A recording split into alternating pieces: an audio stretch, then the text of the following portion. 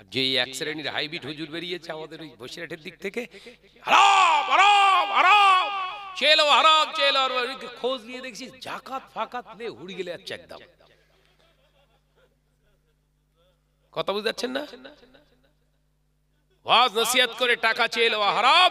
দাদা হুজুরের ওসিয়ত নসিহতে আল্লাহর মাহবুব বান্দা মুসাদ্দুজ্জামান বলেছে চলবে না চলবে না, নাজায়েজ, হারাম হারাম চিল্লাচ্ছে। হুজুরকে জিজ্ঞাসা করছে, হুজুর সামনে মেয়ে লোক নিয়ে ওয়াজ করা জায়েজ, হারাম হারাম, দাদা হুজুর ওসিয়তে এইটা বলছেন না কেন? হচ্ছে ও প্রতিষ্ঠানের জন্য জায়েজ আছে। মানে দাদা হুজুর ওনার থেকে মানে কম বুঝতো, নাউজুবিল্লাহ।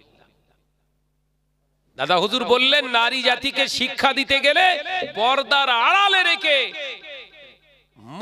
মুহরিম পুরুষদেরকে দিয়ে, তার মানে যে পুরুষের সঙ্গে বিবাহ করা হারাম, বিবাহ দেওয়া হারাম, ওই পুরুষদের সঙ্গে সামনে রেখে নয়, পর্দার আড়ালে রেখে শিক্ষা দিতে বলছে শরিয়াতি শিক্ষা মহিলাদের।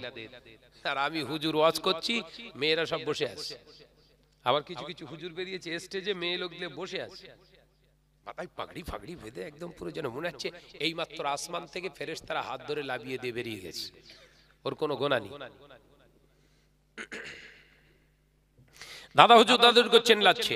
দাদা হুজুর পীর কেবলা রাহমাতুল্লাহ আলাইহি বলে গেলেন, খবরদার মহিলারা যে মজলিসে আনাগোনা ওপেনিংলি ভাবে ঘোরে, খবরদার ওই মজলিসে তোমরা প্রেজেন্ট হবে না।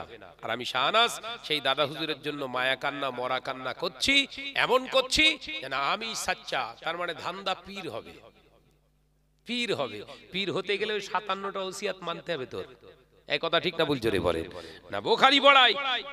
বোখারি পড়াই মানে পীর। বুখারী শরীফ কোরআন শরীফের উপরে না কোরআন শরীফের নিচে? জোরে বলে। তো বুখারী শরীফ পড়লে যদি তোর হুজুর পীর হয়, তাহলে কোরআন শরীফ যারা শেখাচ্ছে এরা তো তোর হুজুরের উপরের হুজুর। কথা বলছেন না কেন?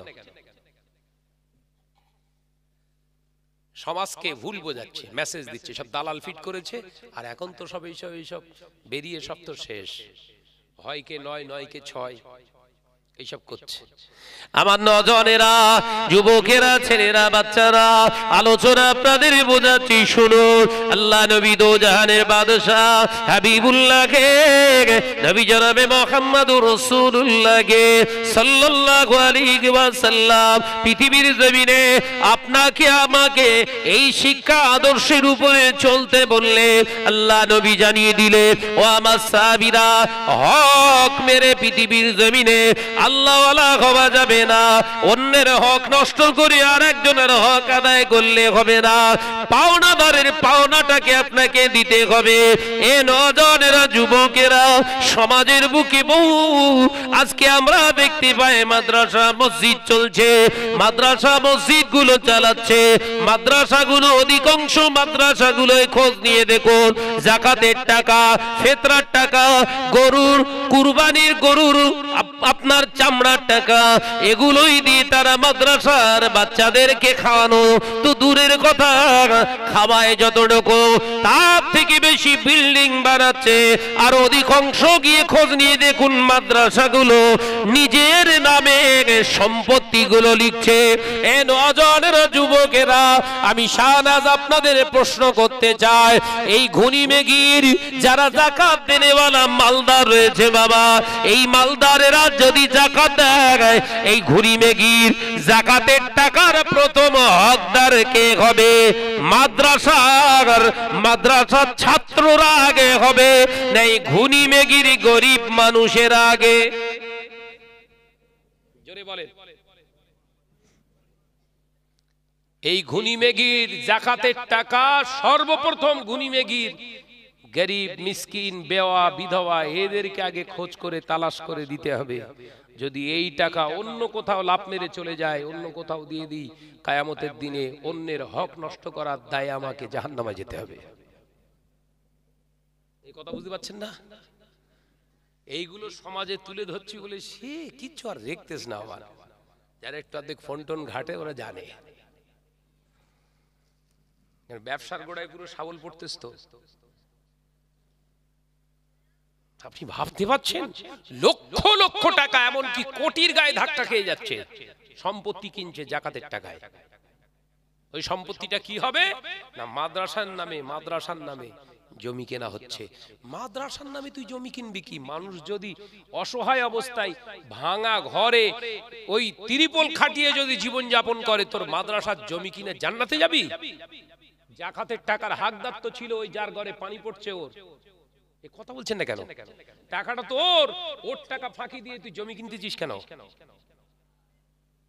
ওই জন্য মোসাদ্দুজ্জামান দাদা হুজুর পীর কেবলা বলেছিলেন, বাবা মাদ্রাসা আমি আবু বকর প্রতিষ্ঠিত করে যাচ্ছি, একটা দুটো নয়, 800-র উপরে মাদ্রাসা বানিয়েছিলেন।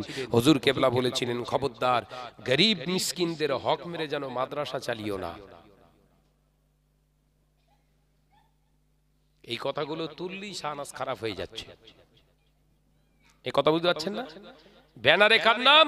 মাওলানা শাহনওয়াজ মন্ডল সাহেবের বিরাট বড় শিক্ষা প্রতিষ্ঠান। টাকা কার? গরিবের টাকা। খোঁজ নিয়ে দেখুন, মাদ্রাসার পঠন পাঠন যেটা হচ্ছে, বাচ্চা ছেলেদের যাদের টাকা তাদেরই ঠিক মতো খেতে দেয় না। 20 লক্ষ টাকা 30 লক্ষ টাকা বছরে কালেকশন হয়েছে, সব জাকাতের টাকা, ফিতরার টাকা আর গরুর চামড়ার টাকা। ওই টাকাগুলো নিয়ে 20টা বাচ্চার হাতে দিয়ে দিল, হিলা করছে। সরু লাইন একটা আছে, ওই 20টা বাচ্চার হাতেই 20 লক্ষ টাকা দিয়ে বলছে, তুই এবার দান কর। কথা বুঝাচ্ছেন? হালাল করছে, বুঝাচ্ছেন না? মৌলী সাহেব মানে ঘোরানো কল। হ্যাঁ, দুই বন্ধু শিকারে গিয়েছে, গিয়ে এক বন্ধু গুলি করেছে, কাক বসেছিল, ওর গায়ে লেগে গেছে, ওর গায়ে লেগে কাকটা পড়ে গেছে, জীবিত আছে।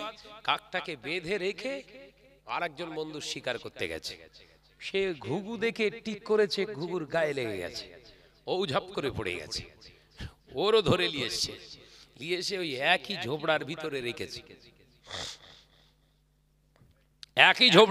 রেখেছে, ঘুঘু আর কাক। কথা বুঝতে পারছেন তো নাকি? ঘুঘু আর কাক একই ঝোপড়ার ভিতরে পোলো চাপা দিয়ে রেখে দিয়েছে, কিংবা চাপনি চাপা দিয়ে রেখে দিয়েছে। বলছে, কাককে বলছে, ঘুঘু অত কাঁদছিস কেন?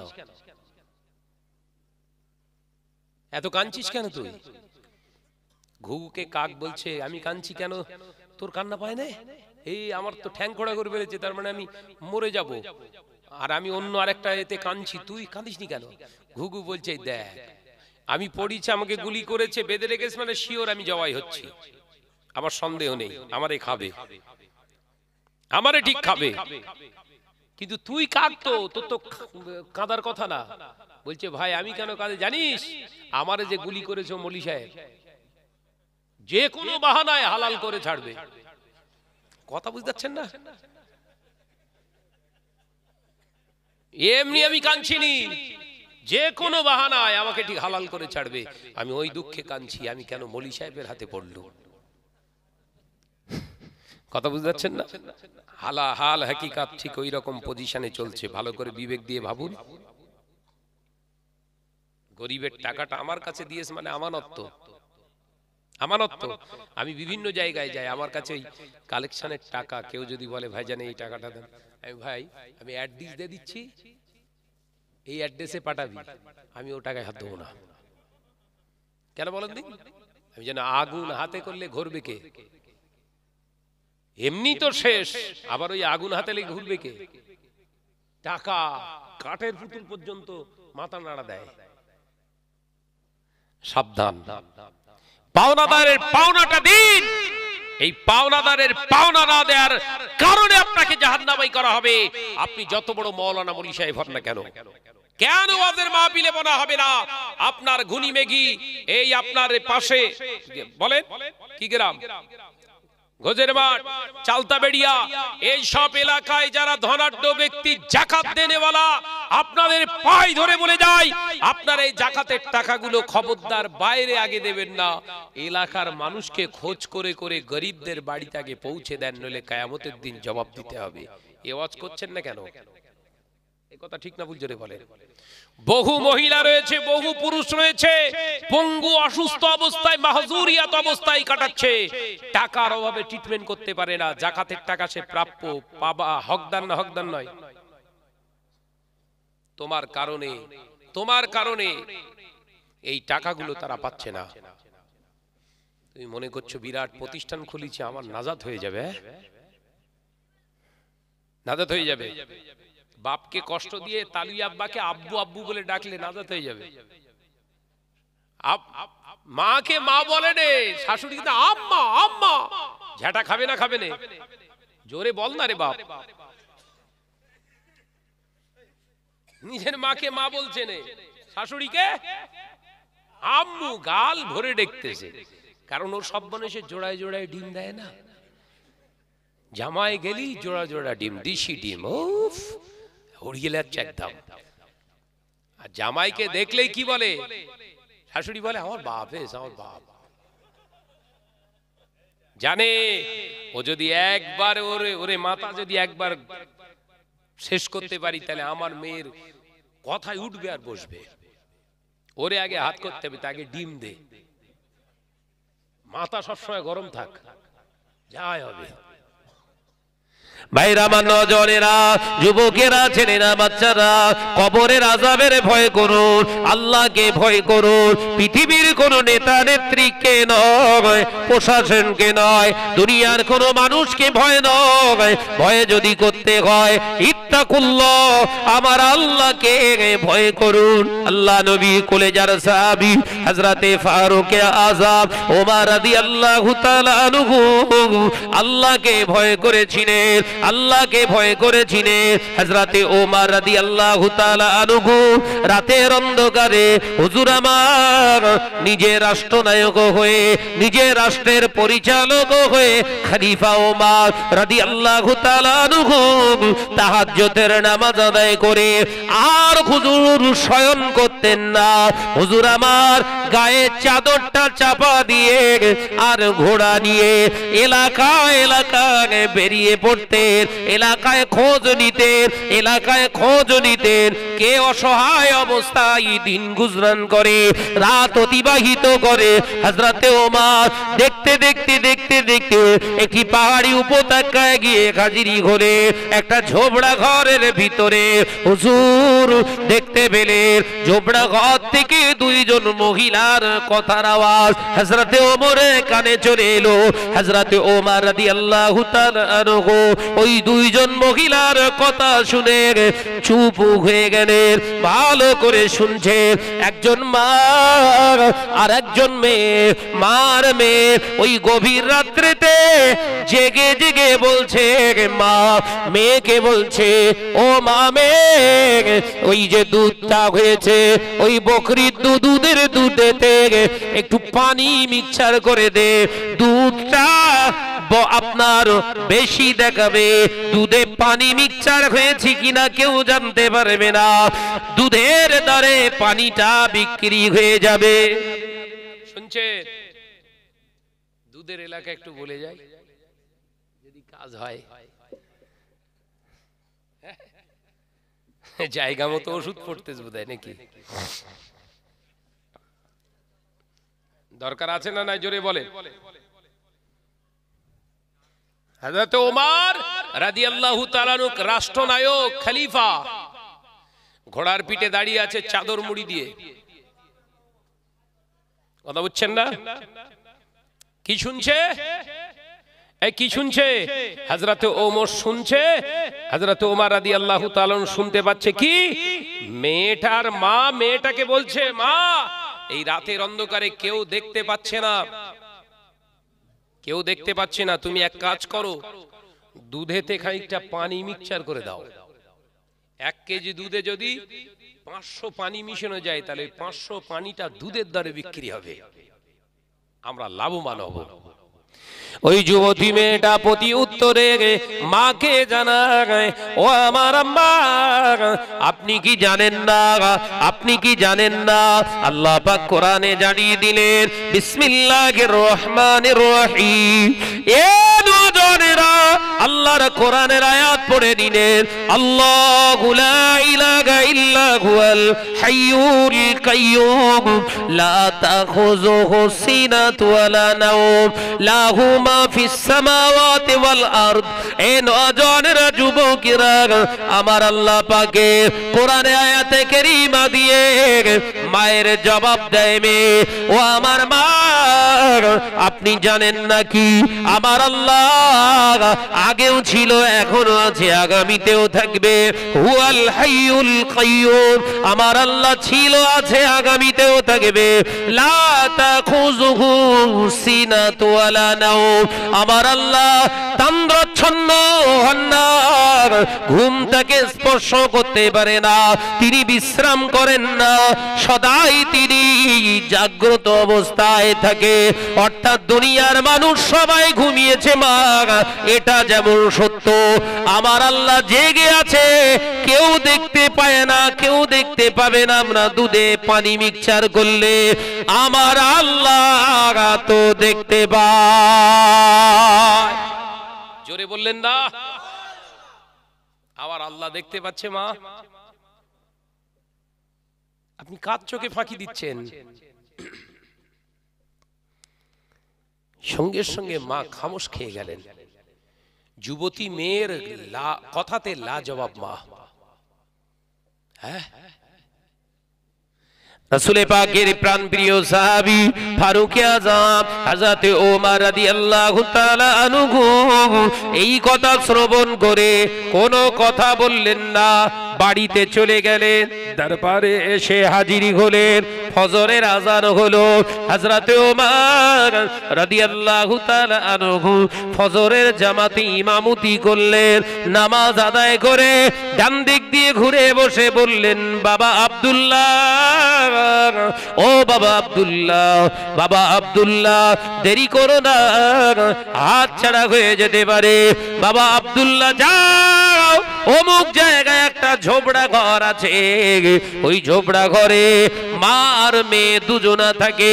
ওই মেয়েটাকেই নিজের জীবন সঙ্গিনী করে যদি বেছে নিতে পারো, নিজের জীবনের সাথী হিসাবে যদি চুনে নিতে পারো, ময়দানের মাহশারে নাজাত পেয়ে যাবে। গোপনে গোপনে গোপনে গোপনে নিজের ছেলের জন্য মেয়ে দেখে বাড়ি এসছে। একবার তাকবীর দেন, নারায়ে তাকবীর। একবার জোরে বলো বাবা, নারায়ে তাকবীর। ভাই, আলোচনা বোঝা যাচ্ছে?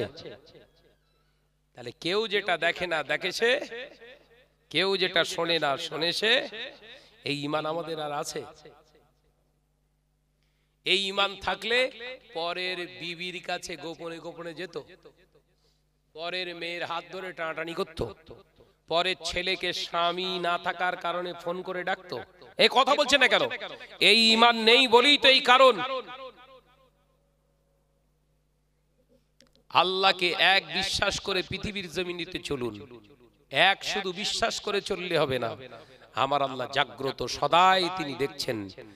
মাটির নিচে যেটা হচ্ছে সেটার খবর আল্লাহ রাখেন, আসমানের উপরে যেটা ঘটছে সেটাও আল্লাহ খবর রাখেন, সমুদ্রের নিচে যেটা চলছে ওটাও আল্লাহ দেখেন।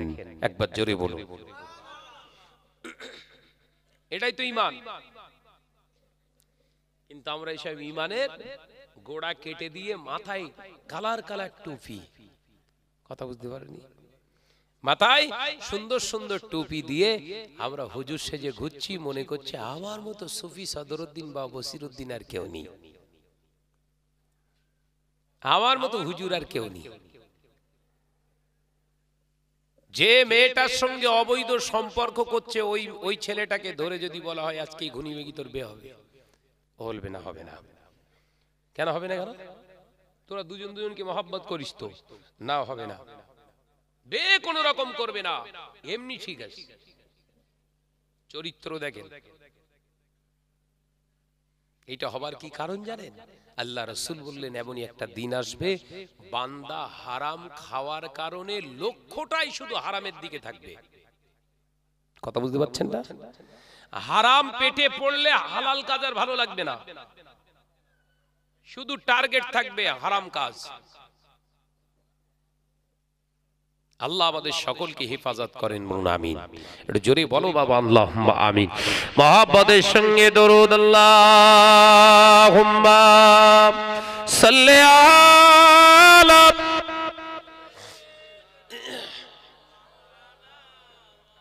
মাশাআল্লাহ মাশাআল্লাহ, আরো জোরে, ওয়ালা আলি।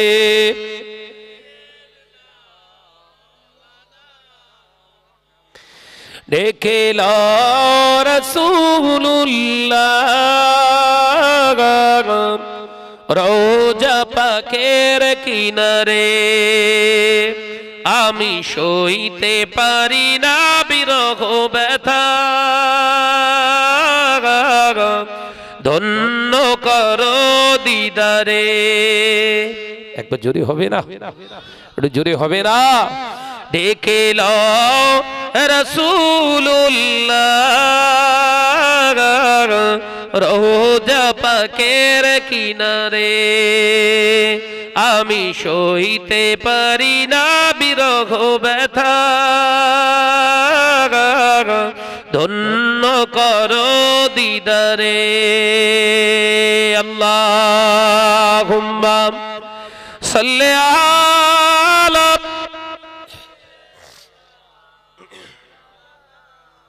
মাশাআল্লাহ, আরো জোরে, ওয়ালা আলি।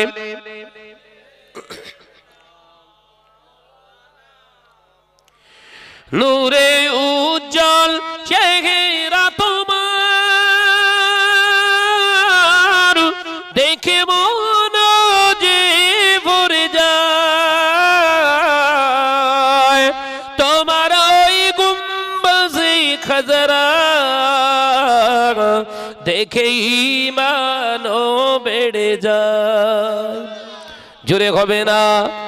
নারে তাকবীর। ডেকে লো রাসূলুল্লাহ রোজা পাকের কিনারে, আমি সইতে পারি না বিরহ ব্যথা, ধন্য করো দিদারে। আল্লাহুম্মা সাল্লি আলা,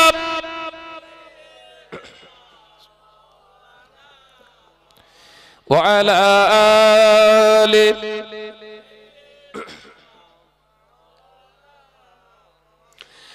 মদিনার ওই আকাশ,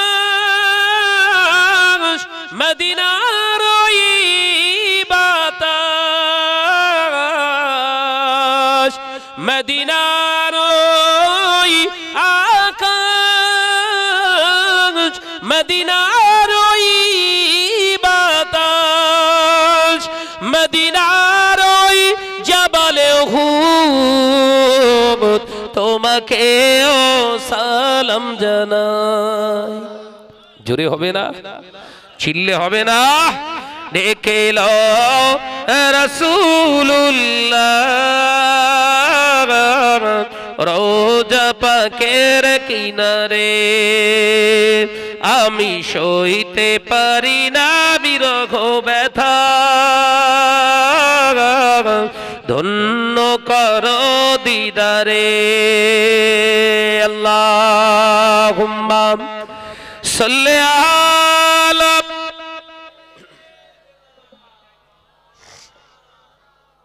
পড়ো বাবা পড়ো, ওয়ালা আলি।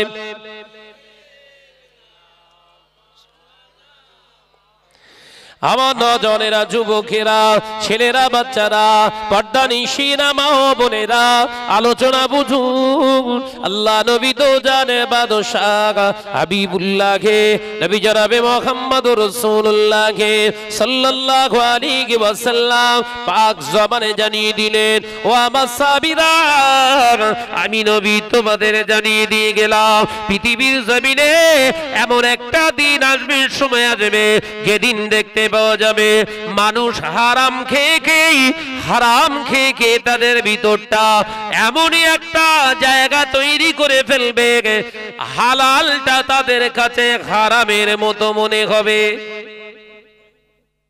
জোরে বলবেন না নাউজুবিল্লাহ? দেখেন একটা উদাহরণ দিচ্ছি, বিয়ে করা হালাল না হারাম? জোরে বলেন না, হালাল। অথচ কেউ যদি একটার জায়গায় দুটো বিবাহ করে, ওই এলাকায় টোটাল এলাকায় নাম খারাপ হয়, তার চরিত্র খারাপ। কথা বলছেন না কেন? অথচ আল্লাহর কোরআন বলছে তোর যদি হিম্মত থাকে, চালানোর ক্ষমতা থাকে, একটার জায়গায় চারটে কর। কটা? চারটে। তোর চরিত্র খারাপ হয়নি। কিন্তু আজকে সমাজে ওর নাম হয়ে যাবে, বলো বলো বলো, চরিত্র খারাপ। কিন্তু আরেকটা ছেলে আরেকটা মেয়ে বিয়ে করেনি, অবৈধভাবে অগাধ ছেলে মেয়েদের সঙ্গে মেলামেশা করে চলে যাচ্ছে। ওই ছেলেটা ওই মেয়েটা যদি ভালো পোশাক পরে, ভালো মানে দামি দামি, কথা বুঝতে পারছেন না, দামি পোশাক পরে একটু ওই স্প্রে করে যদি সমাজে ঘোরে, সমাজে ওর নাম হয় খুব ভদ্র সুশীল সমাজের ছেলে। এই কথা ঠিকটা বুঝতে বলেন।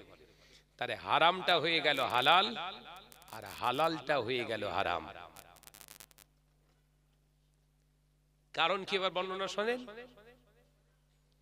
আল্লাহ নবী পাক জবানে জানারে, ও আমার সাহাবীরা শুনে রেখে দাও, জেনে রেখে দাও, একটা কারণ মুসলমানের ঘরে ঘরে যখন হারাম ঢুকে যাবে, মুসলমান হারাম খেতে শিখবে, মুসলমান মসজিদ তৈরি করবে, মাদ্রাসা তৈরি করবে, মুসলমান আলেমে হবে, দাড়িওয়ালা টুপিওয়ালা হবে, মসজিদ ভর্তি নামাজি দেখতে পাওয়া যাবে, ইমানদার খুঁজে পাওয়া যাবে না, ইমানদার খুঁজে পাওয়া যাবে না, টুপিওয়ালা দাড়িওয়ালা পাওয়া যাবে, পাগড়িওয়ালা জুব্বাওয়ালা পাওয়া যাবে, মসজিদ ভালো ভালো দেখতে পাওয়া যাবে, কালারফুল মসজিদ হবে, কিন্তু উম্মতের ভিতরে ঈমান থাকবে না। এ নওজওয়ানেরা, ঈমানটা কি? আমানতু বিল্লাহি ওয়া মালাইকাতিহি ওয়া কুতুবিহি। ও বাবাজি, ঈমানটা হলো আমি বিশ্বাস করলাম আল্লাহ আমার রব, আল্লাহ আমার সব। আল্লাহ আমার রব মানে আমার প্রভু, আমার একমাত্র উপাসক, একমাত্র প্রকৃতপক্ষে প্রভু হলো আমার মালিক, আমার আল্লাহ।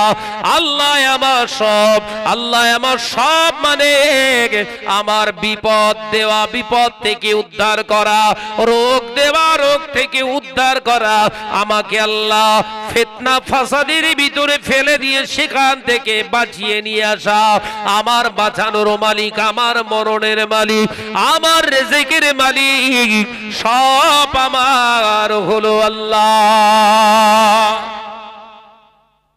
এটাই তো বিশ্বাস, এটাই তো বিশ্বাস।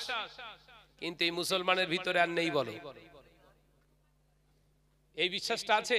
আল্লাহ আমার রব। কথা বলছেন না কেন? আল্লাহ কোরআনে জানিয়ে দিলেন, বিসমিল্লাহির রহমানির রহিম। আবার আল্লাহ পাক ওই সময় জানিয়ে দিলেন, ও আমার বিশ্বাসী সম্প্রদায় বান্দারা, আমি আল্লাহ তোমাদের জানিয়ে দিচ্ছি, ইয়া আইয়ুহাল্লাযীনা আমানু, ও আমার বিশ্বাসী সম্প্রদায়, আমি আল্লাহ তোমাদেরকে জানিয়েছি, ইত্তাকুল্লাহ, আমি আল্লাহ, আমাকে তোমরা ভয় করো, হাক্কা তুকাতিহি, ভয়টা করার মতো করো।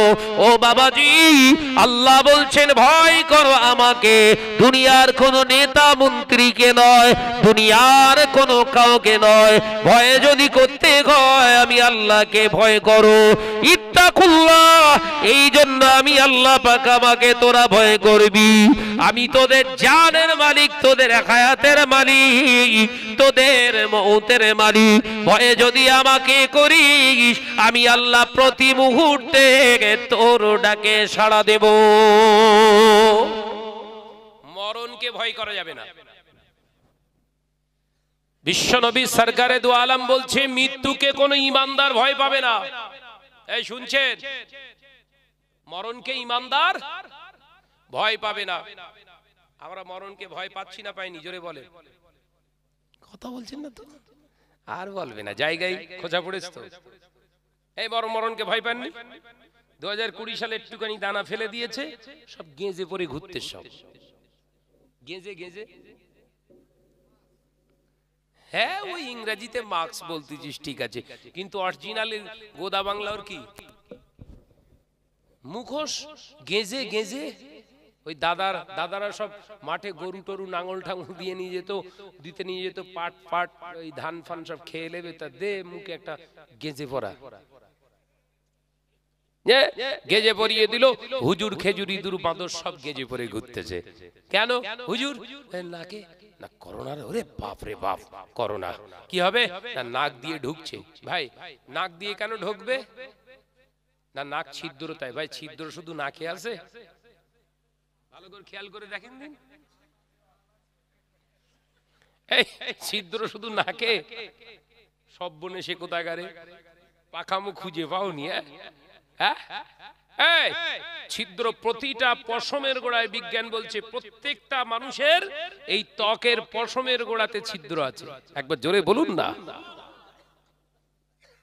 আমার আলোচনা বুঝতে পারছেন নাকি? নেগেটিভ চিন্তা ঢুকে গেছে নাকি? ছিদ্রের কথা বলেছি, সব বনেছেরা কোথাকারে। প্রতিটা ত্বকের এই চামড়ার এই যে পশম দেখা যাচ্ছে, পশমের গোড়ায় প্রত্যেকটা ছিদ্র আছে, যেটার পাশ দিয়ে ঘাম বের হয়। ঘাম বের হয় মানেই তো ছিদ্র। কথা বুঝতে পারছেন না নাকি? ওখান থেকে করোনা ঢুকবে না, শুধু নাক দিয়ে ঢুকতে, কথা বলে না। এই সব বলে তোর কান ছিদ্র না, কানেও মাস্ক লাগা। কথা বুঝতে পারেননি? আল্লাহ বলছে ভয় যদি করতে হয় আমাকে কর। কাকে করতে হবে ভয়? ওই করোনাকে পাঠিয়েছিল, জোরে বলেন না তো, আল্লাহ পাঠিয়েছে। রাসূল পাক সাল্লাল্লাহু আলাইহি ওয়াসাল্লাম বললেন, করোনা পৃথিবীর জমিনে কোন রোগ আল্লাহ পাক ছোঁয়াচে বানায় না। রোগের ভিতরে কোনো ছোঁয়াচে নেই। একবার জোরে বলুন না। আল্লাহ নবীর একজন সাহাবী হযরতে আবু আইয়ুব আল আনসারী রাদিয়াল্লাহু তাআলা আনহু মদিনার মসজিদে নবী শরীফে আল্লাহ নবীকে উদ্দেশ্য করে বললেন, ইয়া রাসূলুল্লাহ, হাবিবাল্লাহ, হুজুর আমার বাড়িতে দুপুর বেলা আপনাকে দাওয়াত। সুবহানাল্লাহ বলেন। ইয়া রাসূলুল্লাহ, আজকে আমার বাড়িতে কিন্তু আপনার খানা পিনার দাওয়াত। রাসূল কিরকম আদর্শ দিয়ে দেখছেন, দেখেন রাসূল দাওয়াত গ্রহণ করছে। বাবা আবু আইয়ুব আলী, ও আমার আনসারী রে, শোনো, দাওয়াত যদি আমাকে একা দেওয়ার ইচ্ছা থাকতো, তুমি সবার সামনে আমাকে দাওয়াত দিতে না। একবার জোরে বলুন না। আমাকে শুধু খাওয়ার নিয়ত থাকলে সবার সামনে এসে বললে কেন? আমার ওই আসহাবে সুফা গরীব নিঃস্ব সাহাবীরা রয়েছে, যারা দিনে খেতে পায় না, একদিন দুদিন তিন দিন পর্যন্ত অনাহার অবস্থাতে রয়েছে। ওই সাহাবীগুলো শুনলেন আমি রাসূলুল্লাহকে দাওয়াত দিলে তারা আজকে ওই কথাটা শুনে মনে মনে মনে মনে ধারণা করবে আমার রাসূলুল্লাহ ভালো মন্দ খাচ্ছে, তাদের মনটা খারাপ হয়ে যাবে। অর্থাৎ অপরের হক নষ্ট করে আমি নবী দাওয়াত গ্রহণ করতে পারলাম না। একবার জোরে বলুন। দাওয়াত যদি দিতে হয় টোটাল সবাই মাহফিলে মজলিসে যারা আছে সবার দাওয়াত দিতে হবে। পারবে? দেখেছেন হকদারের হক ফাঁকি দিয়ে রাসূলুল্লাহ জীবন আদর্শ তৈরি করেনি। একবার জোরে বলুন। এই জোরে বলছেন না কেন? আমাদের দাওয়াত দিতে আসলে জিজ্ঞাসা করি, ছোটকে বলেছিস নাকি? যে দাওয়াত দিতে এসছো, ছোটকে বলেছিস নাকি? বলবো, দরকার নেই, আমি নিষেধ করি। ও বলেছিস? না এখনো বলিনি। বলি দরকার নেই, আমাকে বলছিস, ওই ঠিক আছে। মানে আমি খেয়ে আসলি ছোটবার খাওয়া হয়ে যাবে। এই কথা বলছেন না কেন? আর এখন তো সব দাওয়াতের সিস্টেম হয়ে গেছে আলাদা ভাই। এখন সব দাওয়াতের সিস্টেম কি, বিয়ে বাড়ি হলে সব বড় লোক দেখে দেখে সব দাওয়াত দেয়। কথা বলছেন না কেন? বড় লোক দেখে দেখে সব দাওয়াত করবে কেন? শুধু খাবে না, আগে দেবে। কথা বুঝাচ্ছেন না? শুধু খাবে না, আগে দেবে। ওই দিতে আসবে, তার মানে কিছু যদি কমও দেয়, একটা ওই বাটি সেট দামি যদি মেলামেন্সের সেট একটা দেয়, ওই দেয় 250 টাকা। খাবে খুব জোর 100 টাকা 150 টাকা লাভ দাওয়াত দেয়। পুরো হিসেব কষে লিখবে। সে কথা বলছেন না কেন? ভুল বলতিস নাকি?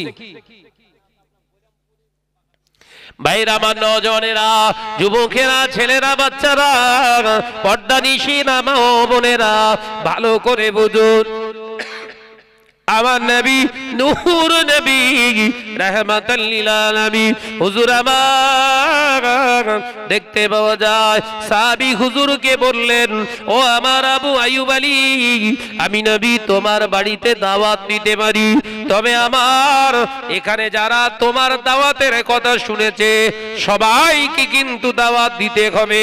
হযরতে আবু আইয়ুব আলীর মন ছোট নয়, রাসূলুল্লাহর কলেজা সাহাবী, আল্লাহ ঈমান মনকে বড় করেছিলেন। তিনি বললেন, আলহামদুলিল্লাহ ইয়া রাসূলুল্লাহ, হাবিবাল্লাহ, আপনাদের সকলকে দাওয়াত দিয়ে দিলাম, সকলকে দাওয়াত দিয়ে দিলাম। ভাই সাহেব হুজুর কেবলাদের বাড়িতে ফুরফুরা শরীফে বিয়ে শাদী হলে দেখবেন গিয়ে কি সর্বনাশ হয়। এ কথা বুঝাচ্ছেন না? বিয়ের দাওয়াত দিয়ে দিয়েছে বরযাত্রীদের, গ্রামের লোকের টোটাল মেহমান যা যাচ্ছে সব গড়ে খাওয়াচ্ছে। রাসূলের সুন্নাত, একবার জোরে বলুন। কথা বুঝছেন না? আমি বেশ অনেক বিয়ে খেয়েছি ওখানে থাকা অবস্থায়, বুঝতে পেরেছেন? ভাই সাহেব হুজুরদের সব বিয়ে হয়েছে, আমি বিয়েতে ছিলাম। তা খাওয়ানো শেষে দেখলে মাথা কাজ করবে না, বাবুর্চিটার দিকে রেদে হুড় গেলে যাচ্ছে। সে ভোরবেলা থেকে রান্না শুরু হয়ে গেছে, বলো রাত থেকে রান্না চলছে, আর 12টা বাজার পর থেকে এবার খাওয়া শুধু ঢেউ মেরে মেরে খাওয়াচ্ছে। সব প্যান্ডেল করেছে কমপক্ষে 250-300 লোক একসঙ্গে বসে বসে খাবে, সব চলছে শুধু। সন্ধ্যা হয়ে গেছে, চলছে ওইভাবে। তার মানে কতটা খেয়েছে, একদম পুরো হুড় হচ্ছে সব। কিন্তু আমাদের সিস্টেম, গরিব একটা লোক এসে বসে আছে, গায়ে একটু ময়লা, মেয়ের বিয়ে, গায়ে একটু ময়লা, পাগলটা এসে বসে আছে যেন কুকুর। এই কথা ঠিক না? বুঝতে বলে এই চরিত্রটা, ক্যারেক্টারটা কোনো মুসলমানের না। ভাইরা আমার, নওজওয়ানেরা, যুবকেরা, ছেলেরা, বাচ্চারা, আমার নবী পাকের কলেজার সাহাবী হযরতে আবু আইয়ুব আলী আনসারী রাদিয়াল্লাহু তাআলা আনহু হুজুর আমার দুপুর বেলা দাওয়াত দিলেন। কিতাবে এসেছে 79 জন সাহাবী ছিলেন, 79 জন, আর আমার নবীকে নিয়ে আসি। আল্লাহ নবী ওই সমস্ত সাহাবায়ে কেরামদের নিয়ে জোহরের নামাজ আদায় করে দল বেঁধে হযরতে আবু আইয়ুব আলী আনসারী রাদিয়াল্লাহু তাআলা আনহুর বাড়িতে যেয়ে হাজির হলেন। আল্লাহ নবী গিয়ে জিজ্ঞাসা করলেন, ও আমার বাবা আইয়ুব আলী, আবু আইয়ুব আলী আনসারী, কি করেছো?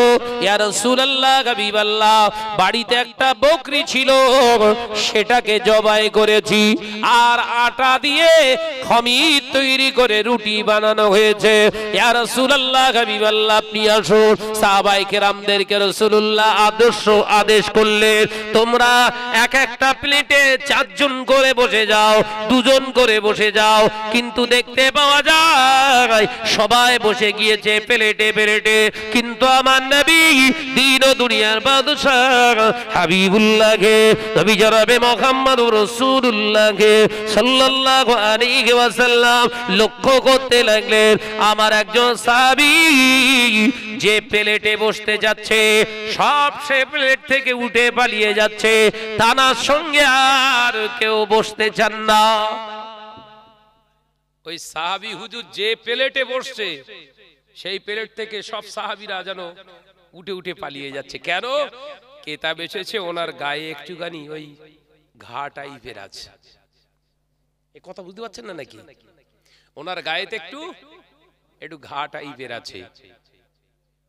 ঘৃণা যেন একটা ইতস্তত ভাব, হাতে টাতে সব হয়েছে, হাত দিয়ে খাবে, যেন একটা কিরকম একটা বিতৃষ্ণা মতো ভাব চলে এসেছে।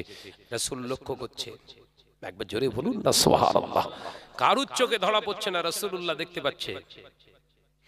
আল্লাহ নবী দেখতে লাগলেন সাহাবায়ে কেরামদের এই অবস্থা দেখে নবীর মন খারাপ হয়ে গেল। আমার সাহাবীর মনটা খারাপ।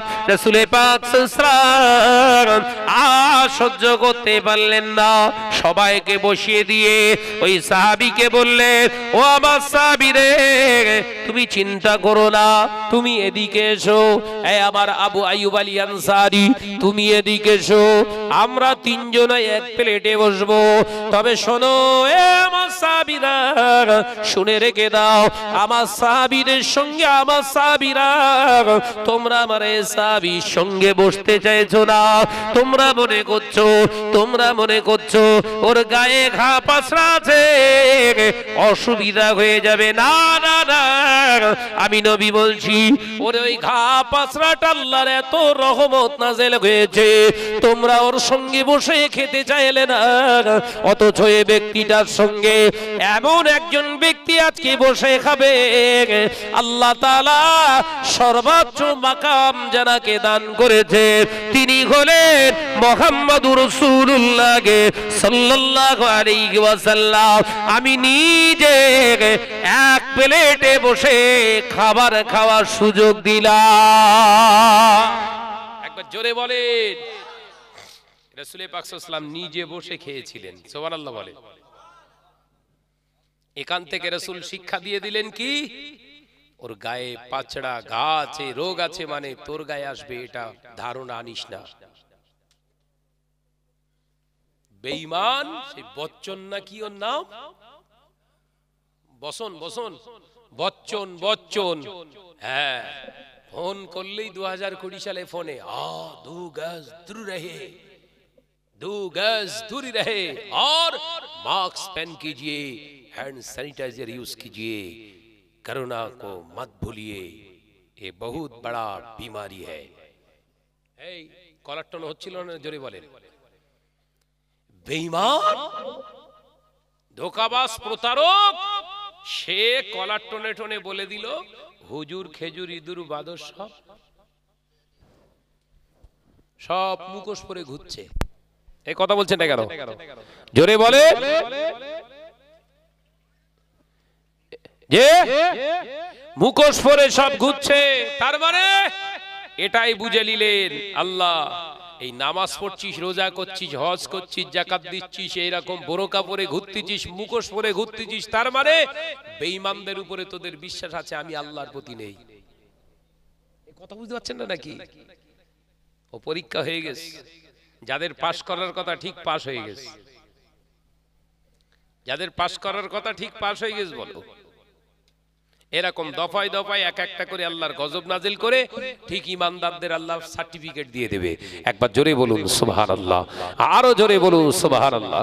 মুহাব্বতের সঙ্গে দরুদ আল্লাহুম্মা সাল্লি আলা,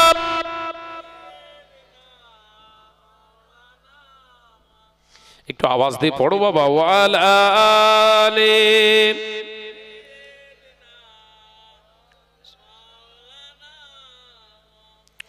পৃথিবী আমার আসল ঠিকানা নয়, হৃদয়েতে একদিন ঘুচে যাবে এ সকল রঙিন পরিচয়।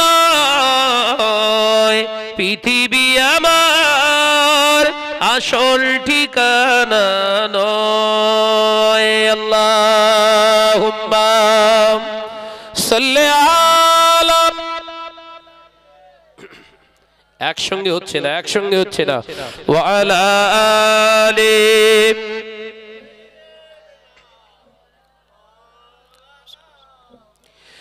এসেছি যে দুনিয়ার বুকে একা, যেতে হবে কবরে একা। এসেছি যে দুনিয়ার বুকে একা, যেতে হবে কবরে একা। থাকবে না কেউ সেদিন সঙ্গে আবার, থাকবে না কেউ সেদিন সঙ্গে তোমার, পাবো নবীজির দেখা। পৃথিবী আমার আসল ঠিকানা নয়। হৃদয়েতে একদিন ঘুচে যাবে এ সকল রঙিন পরিচয়।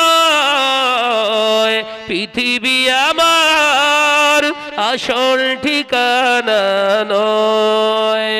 আল্লাহুম্মা, জোরে জোরে পড়ি, সাল্লি আলা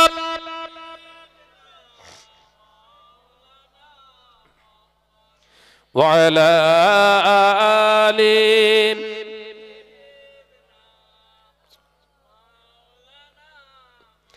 কিয়ামতের ওই কঠিন সময় থাকবে না কেউ আপন তোমার। কিয়ামতের ওই কঠিন সময় থাকবে না কেউ আপন আমার। থাকবে সেদিন আপন হয়ে, থাকবে সেদিন বন্ধু হয়ে নূর নবীজি হযরত। জোরে হবে না? নারায়ে তাকবীর।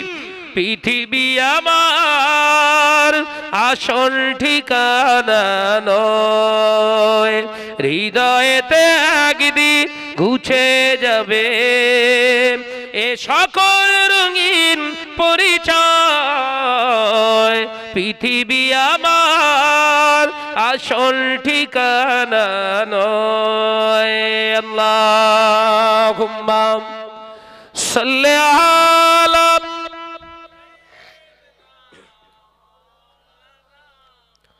ওয়া আলা আলি।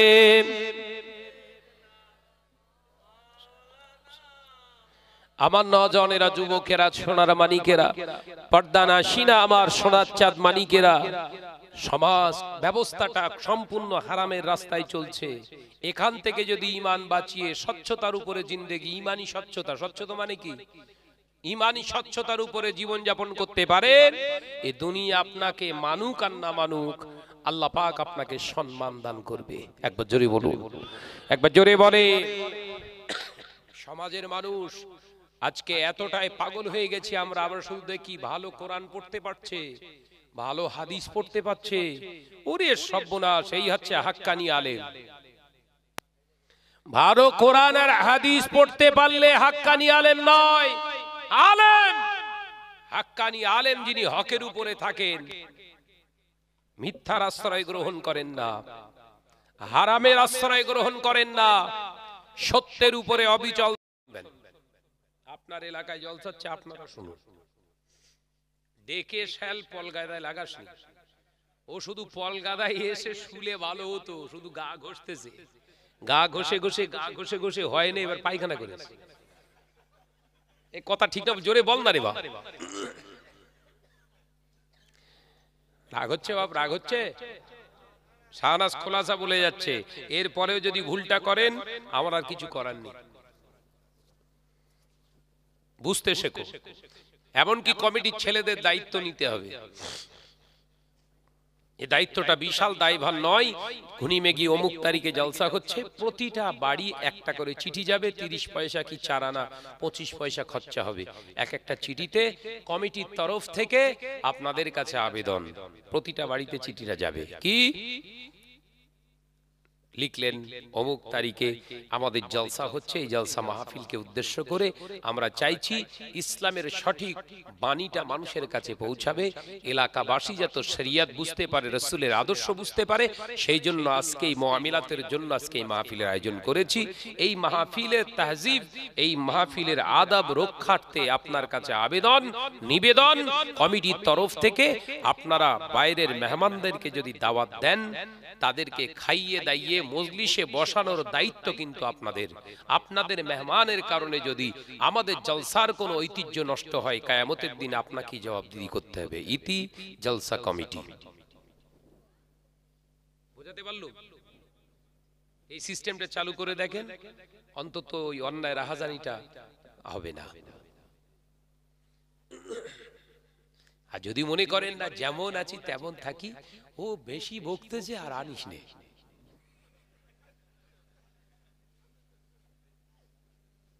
শাহনাজ ভাই অত বকতেছে, দে আবার বন্ধ করতে। অন্য অন্য হুজুর লিয়া, অন্য হুজুর এত বলে না, ও বলতেছে দে ওরই হারাম করতে, আসার দরকার নেই ওর। ওটা আপনার ব্যাপার, আপনি আনলেও আমি যত খুশি, না আনলেও আলহামদুলিল্লাহ ততটাই খুশি। দুনিয়ার জন্য কবর খারাপ করে লাভ নেই। আর দুনিয়া ও মাজরাতুল আখিরাত, এই দুনিয়াটা হচ্ছে আমাদের আখিরাতের সঞ্চয়ের জায়গা। দুনিয়ার জন্য আখিরাত খারাপ করতে আসিনি। জলসা মাহফিল হয়ে গেছে, 500,000 কম দিয়েছেন, কিছু বলবো না। বহু জায়গায় যাচ্ছি তো, জলসা মাহফিলে দিচ্ছে, কিচ্ছু বলিনি, চুপচাপ কচি কম দিচ্ছিস বলে দিই, এই খরচ খরচা করছি, এই কম দিচ্ছিস হুজুর একটু অসুবিধা, ও আচ্ছা ঠিক আছে, অসুবিধা নেই। কিন্তু নীতি আদর্শ গেল কোথায়?